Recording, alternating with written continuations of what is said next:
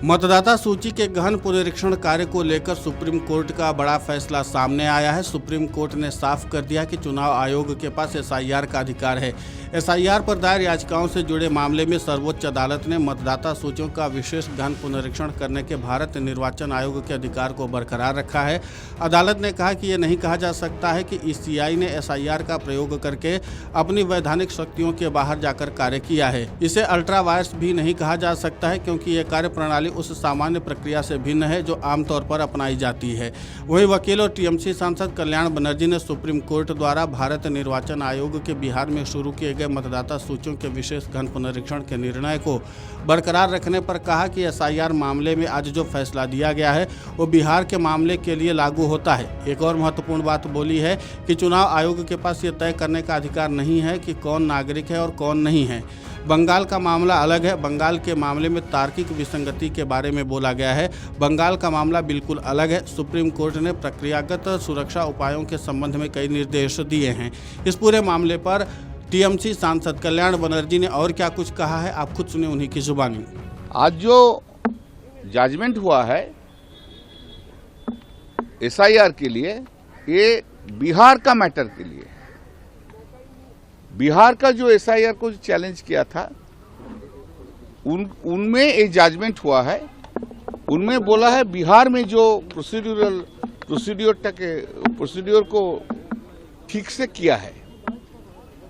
और एक बहुत बड़ा इंपॉर्टेंट बात बोला है, जिस लोग को इलेक्शन कमीशन डिलीट कर देता है नॉन सिटीजन मुताबिक, वो नॉन सिटीजन बोलने का कोई अधिकार इलेक्शन कमीशन का नहीं है।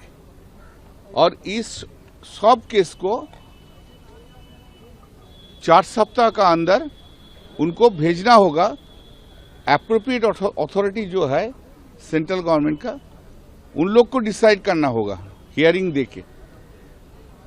उसका बाद उन लोग सिटीजन है तो फिर उनका नाम इलेक्शन कमीशन का जो वोटर लिस्ट है, वोटर लिस्ट में शामिल हो जाएगा। हमारा बंगाल का केस में कंप्लीटली डिफरेंट है। बंगाल का केस में लॉजिकल डिस्क्रिपेंसी के बारे में बोला है।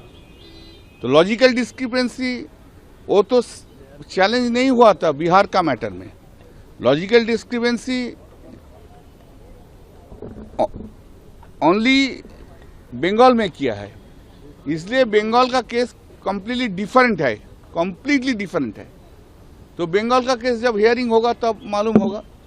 लेकिन constitutional validity of the SIR जो है उसको अपहोल्ड किया है, लेकिन और बहुत कुछ सेफगार्ड दिया है।